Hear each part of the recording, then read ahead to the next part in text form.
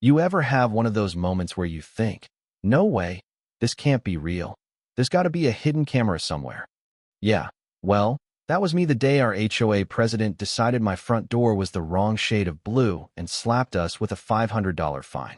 $500 for paint. I laughed in her face, told her she was out of her mind, and you'd think that would be the end of it. Nope. Next thing I know, she's calling the cops on us, and I'm standing in my own living room thinking, is this woman for real? But the craziest part? That's not even the half of it. So, let me back up a sec. My name's Dylan Simmons. I work from home, nothing fancy, just a quiet life with my wife Rebecca in one of those picture-perfect suburban neighborhoods. The kind of place where people debate lawn heights and HOA rules like they're talking international diplomacy. It was a Tuesday, always a Tuesday, right? I'm sipping my coffee, checking emails, when I hear this knock. Not the gentle neighborly knock, either. This was official, like IRS official. I peek through the blinds, and there she is, Nancy Moore, HOA president, looking like she's about to audit my entire existence. Nancy's got it all, a legal pad, measuring tape, laminated docs, even time-stamped photos of my front door. Mr. Simmons, she says, and I swear she rehearsed that line in front of a mirror. Your property is in violation of exterior door paint compliance. $500 fine, due in 48 hours. I stare at my door, this nice ocean blue, and ask, what's wrong with blue? Apparently, it's not navy enough. It's some new rule in the updated bylaws, like anyone actually reads those things. I start to argue, but before I can get a word in, Rebecca appears behind me. She's calm, too calm. There's this steel in her voice I've never heard before as she tells Nancy, we'll need a complete financial audit of the HOA before any payment is made. Just like that. Not a question, a demand. Nancy's thrown off. She stammers something about standard procedure, but Rebecca's not backing down. I don't participate in financial systems I haven't personally verified. You could feel the tension. Nancy blinks, clearly not used to someone standing up to her. She pushes the envelope toward me again. Find structures in the agreement you signed. Rebecca just smiles, polite and somehow terrifying. Then you'll have no problem providing documentation of how fines are assessed, collected, and allocated in the community budget. That silence. You could slice it. Nancy finally mutters something about standard practice and walks off with her measuring tape a little less intimidating than when she arrived. Now here's the first twist. Rebecca immediately grabs her phone, walks into the other room, and starts making calls. Not your typical, honey, did you see what just happened? Call. She's all business. I need you to research Nancy Moore. Patterns of financial irregularity, potential fraud. I just stare at her, thinking, who the hell did I marry? Rebecca's always been good in a crisis, but this was next level. She's got this quiet authority, like she's handled stuff way heavier than HOA fines before. And wouldn't you know it, 3 days later, Nancy comes back with the cavalry, literally, 2 squad cars pulling up in front of our house. You know how your stomach just drops when you see police at your door? I'm thinking, what now? Nancy meets the cops, folder in hand. All my social media posts about the HOA printed out, time-stamped, organized, making her case like we're hardened criminals. Officers, I'm concerned about escalation and need official documentation for court, she says, all professional. One cop, Carter, goes through her papers with the energy of a guy who's done this before. He listens to Nancy, then asks to speak to Rebecca. Rebecca walks outside, calm as you please, answers every question. But then Carter asks for her license, looks at it, then at her, and suddenly everything shifts. He radios in, uses some code, and when he comes back he's suddenly treating Rebecca like she's royalty. Ma'am, thank you for your cooperation. To Nancy, he says this is a civil matter. No laws broken, nothing criminal here, unless she's got something else. Nancy's face cracks. She's not used to losing. Carter wraps it up, thanks Rebecca personally, and leaves. But not before telling her, if you have any issues, ma'am, you know how to reach us. That's when I realize something about Rebecca makes cops snap to attention. Nancy lingers on the sidewalk, makes a call herself. I catch her saying, I want a background check on Rebecca Simmons.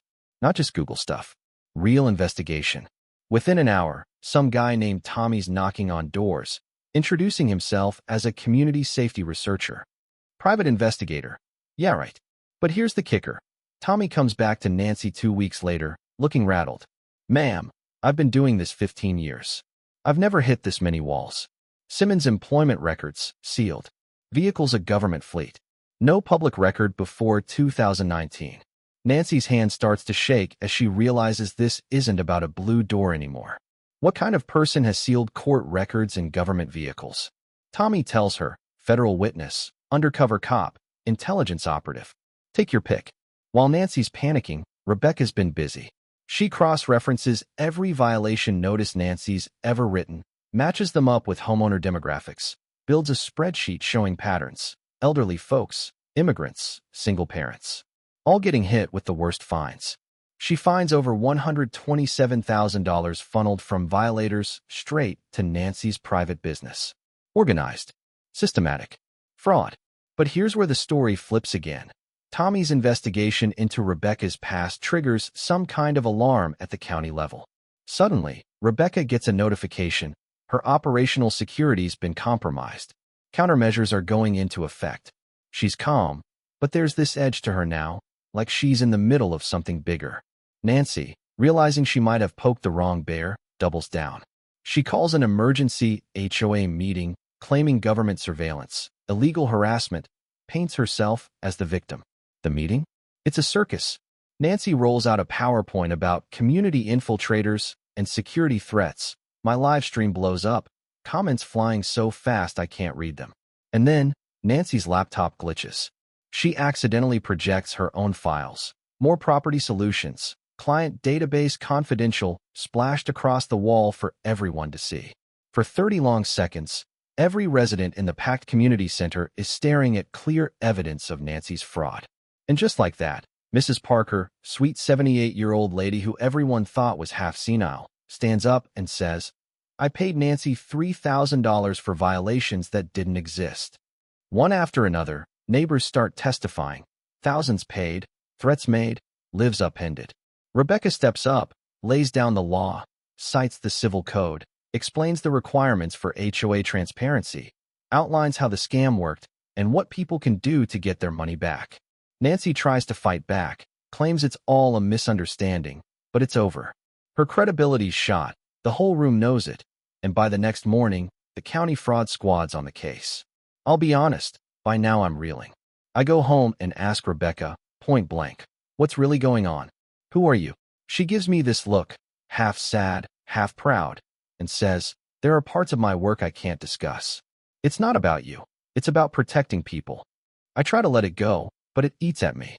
I call her office, and after 30 minutes of getting bounced around, all anyone will say is, she's involved in sensitive municipal oversight. We can't disclose details. That's when it hits me. My wife isn't just good in a crisis. She is the crisis team.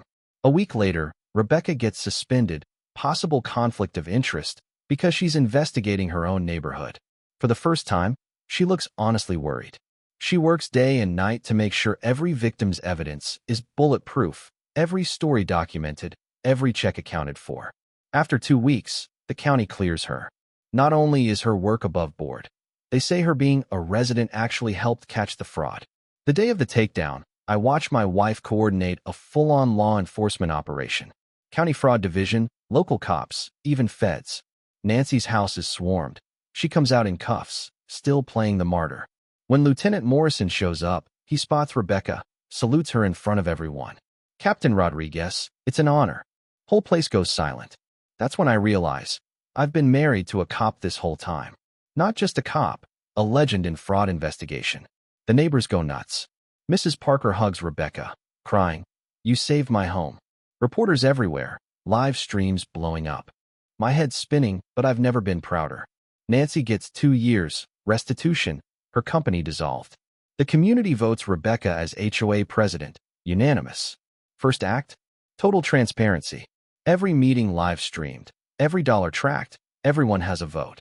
The entire neighborhood changes. Doors painted every color under the sun, gnome armies popping up in gardens, laughter echoing down streets where people once whispered in fear. Rebecca's story goes national. She helps other communities root out corruption, testifies for new laws, runs workshops on homeowners' rights. Our marriage? Stronger than ever. Now I know what she does. and why she does it. We're partners. Sometimes I join her on the road, helping regular folks understand how easy it is for bad actors to hide behind official titles. A year after Nancy's arrest, we host Transparency Day. Food, music, stories, no more secrets. Reporters come, kids play, seniors garden without fear. What's wild is how many people from other neighborhoods find us, asking for help, for hope. Every time, Rebecca says the same thing. Corruption thrives in darkness, but it can't survive in the light. If there's one thing this taught me, it's that the people you trust most might be fighting battles you can't even imagine. Sometimes justice looks like your neighbor in a garden or your spouse running a meeting. Sometimes it's the quiet ones you gotta thank for saving everyone else. So, tell me, if you found out your partner was hiding this kind of secret, would you be proud or scared? How would you react in my shoes? Drop a comment, share your story, and let's talk about what real community and real justice should look like. Hit like if you want more wild stories about ordinary people doing extraordinary things. See you next time.